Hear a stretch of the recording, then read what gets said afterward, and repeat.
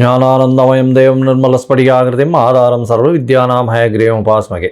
Next gen TV நேயர்களுக்கு astro KS ஐயங்காரின் பணிவான நமஸ்காரங்கள். வக்ர குரு பெயர்ச்சி. வக்ர குரு பெயர்ச்சி என்றால் என்ன அப்படின்னு பார்க்கும்பொழுது, வக்ரம் அப்படின்னு சொல்லும்பொழுது சூரியனிலிருந்து குரு 5 ராசிகள் தள்ளி இருக்கக்கூடிய காலகட்டத்தில் வக்கரமாகக்கூடிய வாய்ப்பு உண்டு. இதில் என்ன அப்படின்னா, பொதுவாகவே எல்லா கிரகங்களும் வக்கரமாகும், ராகு கேது சூரியன் சந்திரனை தவிர. மிச்சம் இருக்கக்கூடிய கிரகம்னு சொல்லக்கூடியது பார்த்தேனால் மிச்ச 5 கிரகங்கள் சூரியன் சனி புதன் சுக்கிரன் செவ்வாய், இந்த 5 கிரகங்களும் வக்கரமடையும். ஆனால் புதனும் சுக்கிரனும் வக்கரமடையக்கூடிய காலகட்டம் பார்த்தேனால் ஒரு 2 ராசி தாண்டும் பொழுதே அதாவது புதன் சுக்கிரன் இதெல்லாம் 2 ராசி சூரியனை விட்டு தாண்டும் பொழுதே வக்கரகதி அடைஞ்சிடும். ஆனால் குரு சனி இந்த 2 கிரகங்களும் ராஜ கிரகங்கள், மிகவும் மெதுவாக செல்லக்கூடிய கிரகங்கள்னு சொல்லக்கூடியது. சூரியனை விட்டு 5 அதாவது சூரியன் 5 ராசிகள் தாண்டி இருக்கக்கூடிய காலகட்டத்தில் வக்கரகதி அடையும். அதற்கு பிறகு 9வது ராசியில் வக்கர நிவர்த்தி அடையும். பொதுவாகவே அப்படி பார்க்கும்பொழுது பார்த்தோம்னா, இந்த வருஷம் புரட்டாசி மாதம், குரோதி வருஷம் புரட்டாசி மாதம் 29ஆம் தேதி செவ்வாய்க்கிழமை அன்னைக்கு, அதாவது 15/10/2024 அன்னைக்கு வக்கரகதி குரு பகவான் அடைகிறார். சூரியனுடைய ஒளியை விட்டு ரொம்பவும் தூரம் போகிற மாதிரி இருக்கும். அது தவிர பார்த்தீங்கன்னா, உங்களுடைய பொதுவாகவே குரு பகவான் வக்கர நிவர்த்தி பெறுறது அப்படின்னு பார்க்கும்பொழுது தை மாதம் 29ஆம் தேதி, அதாவது 11/2/2025 அந்த காலகட்டத்தில் வக்கர நிவர்த்தி அடைகிறார்.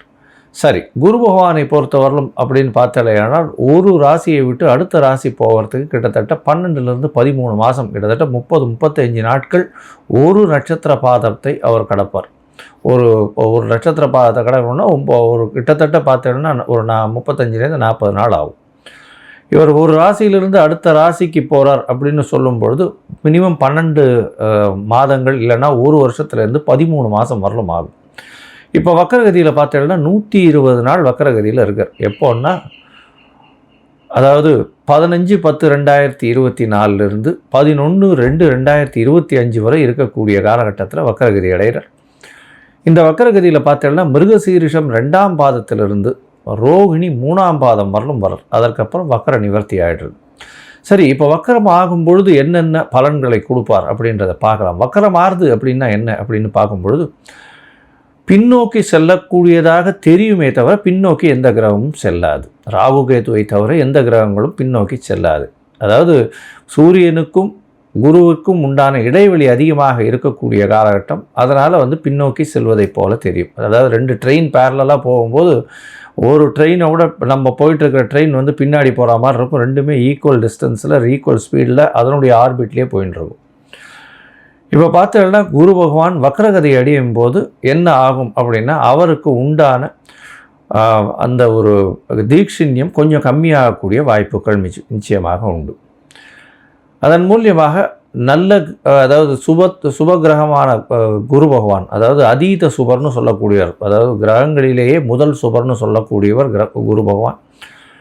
எந்த இடத்தில் இருந்தாலும் அவர் கெடுதலை செய்ய மாட்டார். அதனால் ஒன்று அவருடைய விஷயத்தை அவர் செய்ய வேண்டிய இது செய்வாரே தவிர அவருக்கு எதிர்வினையாக செய்ய தெரியாது, செய்யவும் மாட்டார். தவறான விஷயங்கள் செய்ய மாட்டார். அதனால தான் அவர் குரு பகவான் பேர் வச்சு குரு அப்படின்னு சொன்னாலே அது பெரிய ஏற்றத்தை கொடுக்கக்கூடியவர். சரி, இந்த குரு பகவான் இருக்கக்கூடிய இடம் இருக்கக்கூடிய இடத்தை விட பார்க்கக்கூடிய இடம் அதிகமாக வலுப்பெறும். தனித்த குரு, தனித்த அந்தணன் பாழ்னு சொல்லுவாங்க. தனித்த குரு இருந்ததுன்னா ரொம்ப அனலைஸ் பண்ணி அந்த இடத்துக்கு எடுத்துரும். அதனால் தனித்த குருவாக இருக்கிறதை விட அது பார்க்கக்கூடிய இடம், அதை தவிர அத்தோடு சேர்ந்த கிரகங்கள், அதை பார்க்கக்கூடிய கிரகங்கள் நல்லபடியாக இருந்ததுன்னா பெரிய ஏற்றம் கிடைக்கக்கூடிய காலகட்டம். சரி, இப்போ வக்கர குருவாக இருக்கே, இப்போ எப்படி இருக்கும் அப்படின்னா, வக்கர குருவாக இருக்கும்பொழுது என்னென்ன சுப பலன்கள் கொடுக்கணுமோ அந்த சுப பலன்களை கொடுக்காமல் நிறுத்துவார். இதன் மூலியமாக சுபங்கள் வரக்கூடியது அப்படின்னு பார்க்கக்கூடிய காலகட்டத்தில் சிறு தடங்கள் ஏற்படக்கூடிய காலகட்டமாக அமையும். இப்போ ஏற்கனவே சிறு தடங்களில் இருக்கிறவர்களுக்கெல்லாம் ஒரு நல்ல நேரமாக மாற்றமாக அமையும். அதாவது அப்படியே மாற்றி செய்யும். அதுதான் வக்கரகதியினுடைய ஒரு பெரிய நிமித்தமே. இப்போ வக்கரகதியில் இருக்கும்பொழுது என்ன அப்படின்னு பார்த்தோம்னா, சூரியனுடைய சப்தம பார்வையில் குரு வக்கரகதியில் இருக்கும்பொழுது அந்த காலகட்டத்தில் பார்த்தீங்கன்னா சிவராஜ யோகம்னு சொல்லக்கூடியது அமையிறது. இந்த சிவராஜ யோகம் அமையிறதுனால என்ன அப்படின்னா, நினைத்த காரியங்கள் எல்லாமே நிச்சயமாக வெற்றி பெறக்கூடிய வாய்ப்பு உண்டு. இது எப்போ அமையும் அப்படின்னா, சூரியன் விருச்சிகத்தில் வரும்போது இந்த வருஷம் குருவும் ரிஷபத்தில் இருக்கார். விருச்சிகம்னா கார்த்திகை மாதம். கார்த்திகை மாதத்தில் சூரியன் வரும்போது சிவராஜ யோகம் அமையிறது. இதன் மூலியமாக பார்த்தோம்னா நல்ல ஒரு ஏற்றம் கிடைக்கக்கூடிய காலகட்டமாக அமையும். அது எந்தெந்த ராசிக்கு அப்படின்றத ஒன்றொன்னா பார்க்கலாம். இப்போ பொதுவாகவே இந்த மிருகசீரிஷம் 2ஆம் பாதத்திலிருந்து ரோகிணி 3ஆம் பாதம் இது எல்லாமே ஒரே ராசியிலே இருக்குது. சரி, ஒரே ராசியிலே இருக்கிறதுனால இது ஒரு பெரிய மாற்றத்தை எப்படி கொடுக்கும் அப்படின்னா, வக்கரகிரியில் இருக்கும்பொழுது அதனுடைய பாதங்கள் மாறுறதுனால ஒரு மாதத்துக்கு ஒரு தரம் நவாம்சத்தில் அது பாதங்கள் மாறும். மிருகசீரிஷம் 2ஆம் பாதம்னா கன்னியில் வரும். அதற்கு பிறகு 1ஆம் பாதம்னு சொல்லும்போது சிம்மத்தில் வரும். அதற்கு பிறகு ரோகிணி 4ஆம் பாதம் அப்படின்னு சொல்லக்கூடியது கடகத்திலையும், 3ஆம் பாதம்னு சொல்லக்கூடியது மிதுனத்திலையும் வரும். ஸோ இதனால் என்ன ஆகும் அப்படின்னா, அந்த நவாம்சத்தில் இருக்கக்கூடிய இடத்த வச்சு அதனுடைய பலன்களும் மாறும், பார்வைகளும் மாறும். இதனால் என்ன ஆகும் அப்படின்னா, உங்களுக்கு வரக்கூடிய பிரச்சனைகள் ஒரு மாதமோ 1.5 மாதமோ தான் இருக்கக்கூடிய வாய்ப்பு இருக்கும். ஏன்னா கன்னியிலிருந்து சூரிய பகவான் புரட்டாசி 29ஆம் தேதினா 30ஆம் தேதிக்கு மேலே அவர் துலாத்துக்கு போடுவார். துலாம், விருச்சிகம், தனுசு இதுக்கு போகிறாருன்னு வச்சுக்கோங்க. மார்கழி முடிஞ்சு அதுக்கப்புறம் தை மாதம் 29 தேதி அப்படின்னும் போது மகர ராசிக்கு போய் 29 தேதிக்கு போகிறார். இந்த 4 மாதம்னு சொல்லக்கூடியது 120 நாளை தான் பொதுவாகவே இந்த வக்கரகதி அடையிறது. சரி, குரு அப்படின்னு சொல்லும்போது அவர் காரகத்துவம் அப்படின்னு சொல்லுவேனால், குரு பகவானுக்கு உண்டான காரகத்துவம் புத்திர காரகன். அவர் தன காரகன். அதை தவிர தொழிலுக்கு முக்கியமானவர். லாபத்தை ஈட்டி கொடுக்கணும் அப்படின்னா குரு தான் மிகவும் முக்கியமானவர். தொழிலில் மாற்றங்கள் வரணும் அப்படின்னா குரு மிகவும் முக்கியமானவர். அதனால் குரு வக்கரகதி அடையும் போது இந்த 4 ஏரியாவும் பாதிக்கப்படும். அதாவது புத்திர காரகத்துவமும், திருமணத்திற்கு பாக்கியத்தையும், அதை தவிர தன காரகத்துவமும், அதை தவிர பார்த்தீங்களேனால் அவருடைய தொழில் ஸ்தானத்தையும், அதை தவிர காரகம்னு சொல்லக்கூடியது லாபஸ்தானத்தையும் காரகத்தையும் சொல்கிறது. இந்த 4 விஷயங்களும் பிரச்சனைகளுக்கு உண்டாகும். சரி, இப்படி பிரச்சனை வரும்போது என்ன பண்ணலாம்? எளிய பரிகாரம் என்ன பண்ணலாம் அப்படின்னா, குரு பகவானுக்கு உண்டான தட்சிணாமூர்த்தியை போய் சேவிச்சுட்டு வர்றது. சரி, அதற்கப்புறம் அவருக்கு ஒரு மஞ்சள் கலர் வஸ்திரம் அங்கே போய் கொடுத்துட்டு வர்றது. அதை தவிர படிக்கக்கூடிய சிறார்கள், சின்ன குழந்தைங்க, படிக்கக்கூடிய மாணவர்கள் அவர்களுக்கு எழுது பொருட்கள் இல்லைன்னா அவர்களுக்கு உண்டான படிப்பு பொருட்கள் பொருட்களாக வாங்கி கொடுக்கறது, பைசாவாக கொடுக்காம. அதை தவிர பார்த்தீங்கன்னா மஞ்சள் வஸ்திரம் தானம் கொடுக்கறது. குருவுக்கு உண்டானது இந்த அரச மரம்னு சொல்லுவோம். இந்த அரச மரம் அப்படின்னு சொல்லக்கூடியதும் முல்லை செடி இல்லை கொடி அது சொல்கிறோம் இல்லையா, அது அருகில் இருக்கக்கூடிய கோவில்லையோ இல்லை முல்லை செடி கொடியெல்லாம் ஆற்றுலையே வைக்கக்கூடியதாக இருக்கலாம். இதெல்லாம் நல்ல ஏற்றத்தை கொடுக்கும்.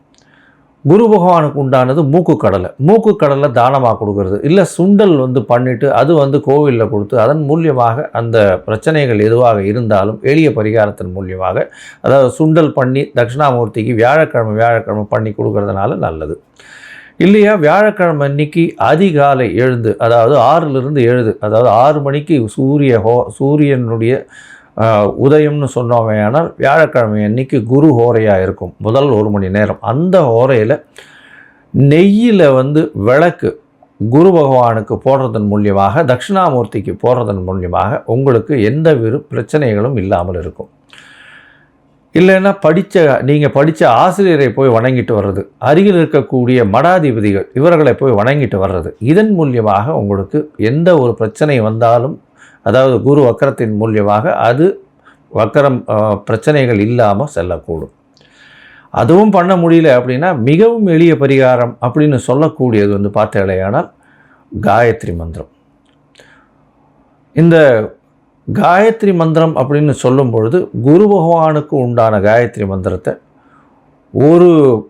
ஒரு நாளைக்கு 3 தடவையாவது ஜபிக்கிறதன் மூலியமாக இந்த காயத்ரி மந்திரம் ஒரு நல்ல ஏற்றத்தை கொடுத்து உங்களுக்கு மாற்றத்தை நிச்சயமாக கொடுக்கும்.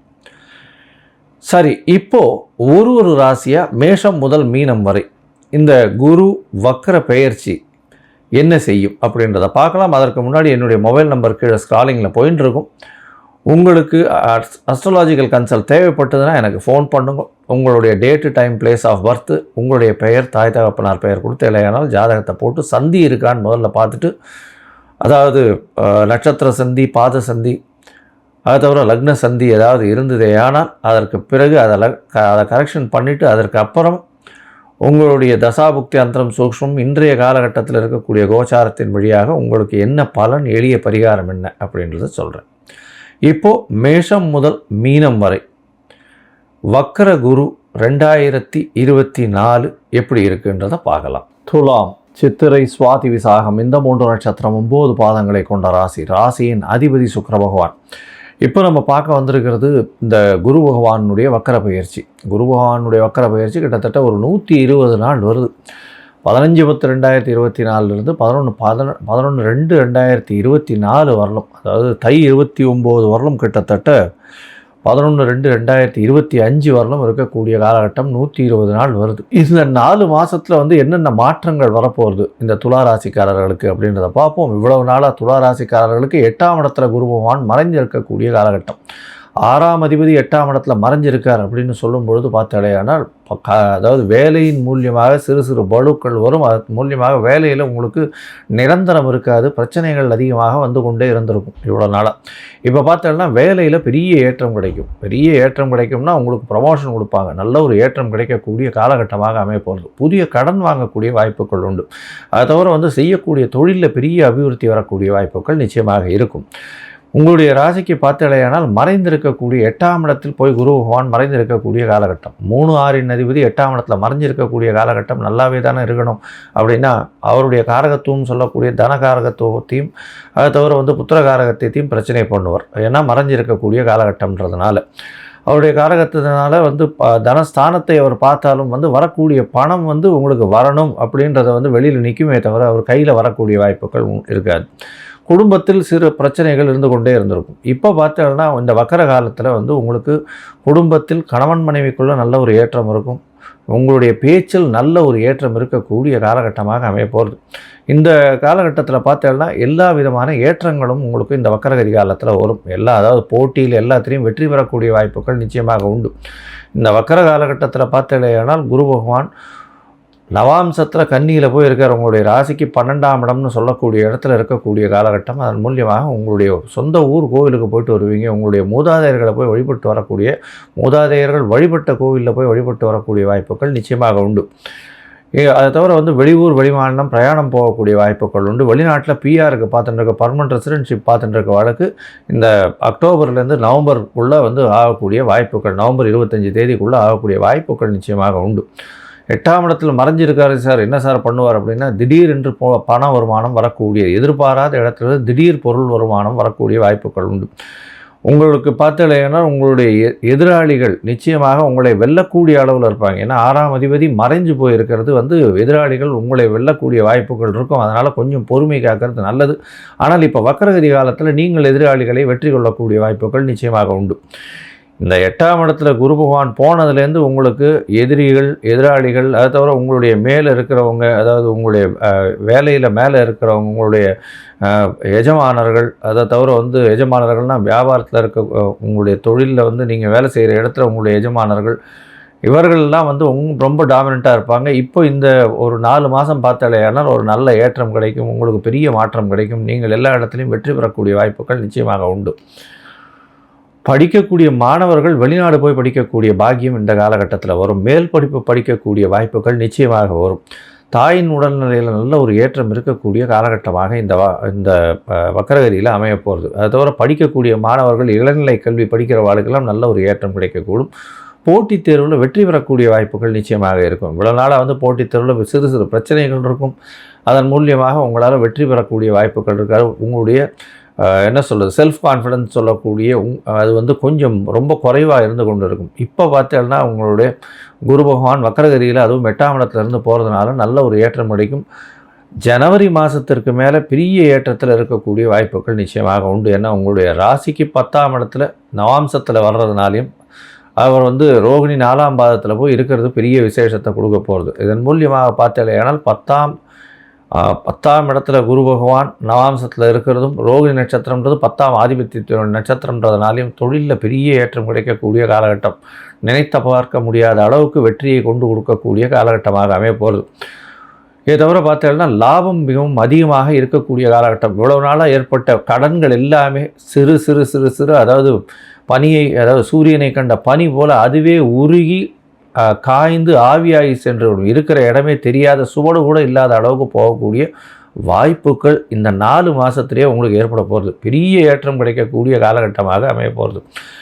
நீங்கள் இந்த காலகட்டத்தில் வந்து குரு பகவானுக்கு உண்டான எளிய பிரீத்திகளையும் பண்ணுறதும், குரு பகவானுக்கு உண்டான பிரீத்திகள் அப்படின்னு சொல்லக்கூடியது அவருடைய குரு பகவானுக்கு உண்டான கோவில்னு சொல்லக்கூடிய தட்சிணாமூர்த்தி கோவில் மாயவரம் பக்கத்தில் இருக்குது. ஒரு 8 கிலோமீட்டரில் இருக்குது. போயிட்டு வர்றதன் மூலியமாக உங்களுடைய வாழ்வில் மிகப்பெரிய பொற்காலத்தை நீங்கள் அனுபவிக்கக்கூடும் அப்படின்றத சொல்கிறேன். லோகா சமஸ்தா சுகினோ பவந்து. நன்றி, நமஸ்காரம்.